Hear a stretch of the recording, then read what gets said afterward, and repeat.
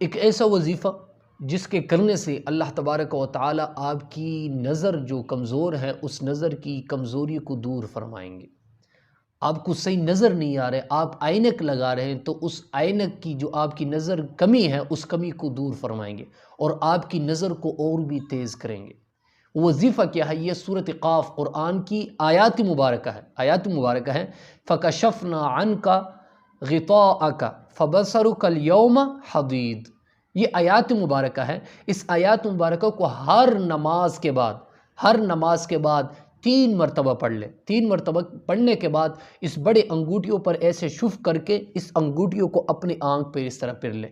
انشاءاللہ اللہ تبارک و تعالی اس قرآنی آیات کے توفیل آپ کی جو بینائی کی کمزوری ہے اس بینائی کی کمزوری کو دور فرمائیں گے اور آپ کی آنکھوں کی روشنی کو قائم فرمائیں گے اور بھی آپ کی جو نظر ہے اس کو تیز ہی کریں گے۔ بس یہ وظیفہ ہر نماز کے بعد یہ قرآنی آیات 3 مرتبہ پڑھنے کے بعد اس بڑے انگوٹھیوں پر ایسے شف کرنے کے بعد اپنے دونوں آنکھوں پر اس طرح پھیرنا ہے۔